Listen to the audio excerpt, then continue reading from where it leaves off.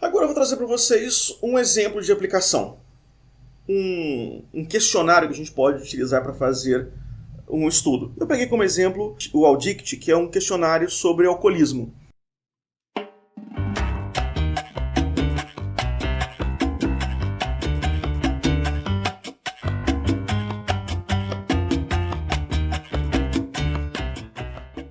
Então aqui a gente está dando prosseguimento à nossa discussão sobre a amostra e tudo que a gente viu antes. Mas eu peguei aqui alguns dados. Na Folha de São Paulo, uma análise inédita feita a partir dos resultados de um inquérito nacional e de um teste da Organização Mundial da Saúde mostra que 6 milhões de brasileiros, ou 4% da população adulta, tem um padrão que indica consumo perigoso de bebidas alcoólicas com risco de dependência. Isso incluindo homens e mulheres. Se você considerar homens, vai quase 7%. Os dados foram extraídos do Covitel, que na verdade é um derivado do Vigitel, que é uma pesquisa epidemiológica feita nas capitais do Brasil, em telefones fixos, mas que veio depois do período pandêmico, que ouviu 9 mil brasileiros. 9 mil é o quê? É a amostra ouvida pelo Covitel, de janeiro de 2023, sobre vários fatores de risco para doenças crônicas, entre os quais o consumo de álcool. O que é uma doença crônica? Doença crônica é uma doença não transmissível e que, sem tratamento, ela se agrava. Então são doenças crônicas, por exemplo, diabetes, hipertensão, doença renal crônica.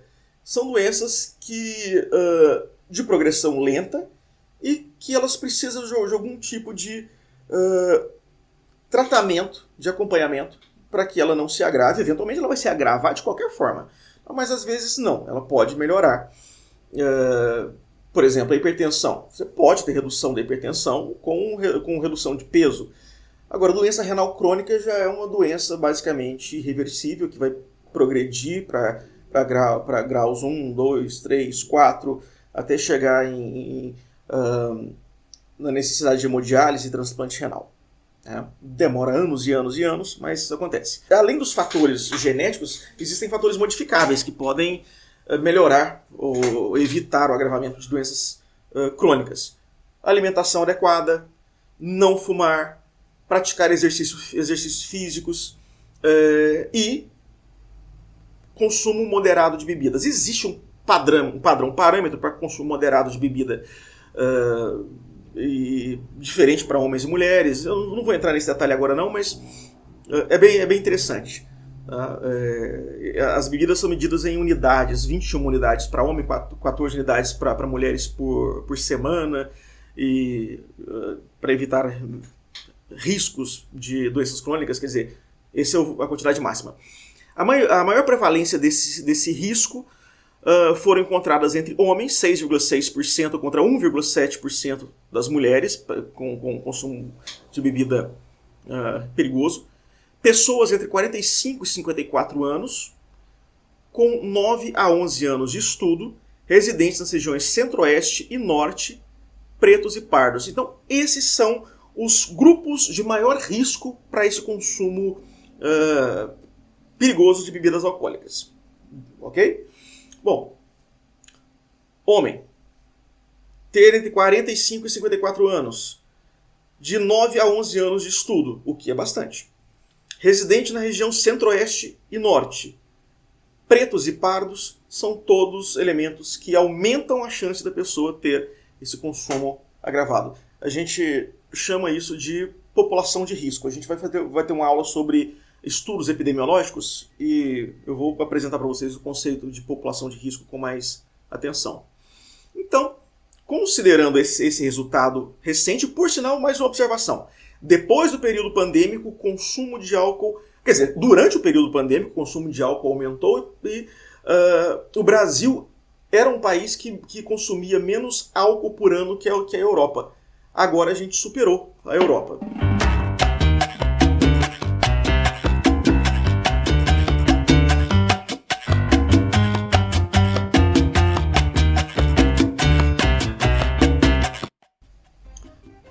Aí você imagina que a população que consome álcool é relativamente pequena.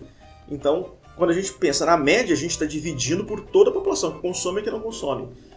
se a gente for considerar só a população que consome álcool, essa média vai subir bastante. Então, esse é o questionário Audit, que é um questionário muito utilizado para pessoas saber sobre a própria dependência de álcool. Eu trouxe isso aqui só como um exemplo, porque a gente poderia, por exemplo, fazer um cálculo amostral. Eu quero saber, fica até a sugestão aí que a gente poderia fazer isso. Você quer saber sobre a chance de alcoolismo entre estudantes da sua instituição de ensino, ou as pessoas do seu trabalho, ou seja lá de onde for. Então você pega o número total de pessoas daquele ambiente, faz o cálculo amostral como a gente viu na aula anterior, e aplica esse questionário para as pessoas. Isso é necessário que antes passe por um comitê de ética em pesquisa, que tenha um projeto, você precisa ter um currículo Lattes cadastrado, enfim. Não é só chegar e aplicar isso não. Não faça isso de forma nenhuma. Mas o questionário é esse. Então vamos fazer aqui o audit. São, se não me engano, 10 perguntas. Você marca aqui o número e depois a gente soma esses números.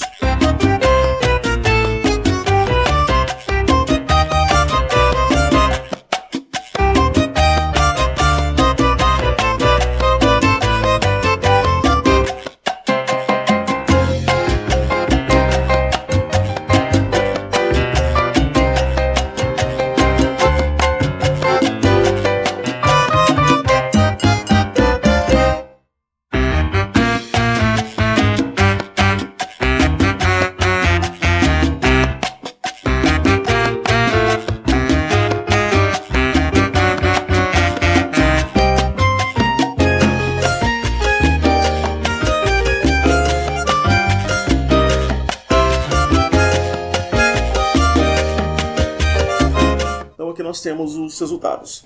Você soma todos esses números das pontuações das perguntas e resultado estima o risco do seu tipo de consumo. 0 a 7 pontos, consumo de baixo risco. 8 a 15 pontos, consumo de risco. 15 a 19 pontos, uso nocivo ou consumo de alto risco. 20 ou mais pontos, possível dependência alcoólica. E o máximo de pontos possíveis é 40. Então, de 20 a 40 pontos, a pessoa está num nível que pode indicar dependência do álcool. Para fazer um trabalho desse tipo que eu sugeri, e se você é de uma das minhas turmas e tem interesse nisso, fala comigo, a gente vai ver essas burocracias. Não tem a menor lógica, condição, cabimento ou ética você simplesmente fazer um trabalho assim do nada. Mas a gente pode relacionar a outras variáveis, além da aplicação desse questionário, que ele vai te dar um diagnóstico da pessoa. Você pode questionar o sexo da pessoa, idade, cor, escolaridade, se a pessoa estuda ou se ela estuda e trabalha, se eu estou pensando em alunos. Que curso que a pessoa faz, qual o período do curso em que ela está. E depois a gente consegue conhecer, eventualmente, os fatores de risco, dependendo do tamanho da amostra, etc. e tal. Ok? Considerando que temos matriculados X estudantes, quantos estudantes necessitamos que respondam a esse questionário? Aqui você vai considerar o número de alunos matriculados na sua instituição, o número de funcionários da sua empresa, ou seja lá o que for. Tá? Então, fica aqui então esse exemplo que de vez em quando eu vou trazer. Análise de artigo, alguns exemplos de questionários, etc. e tal. Obrigado e até mais.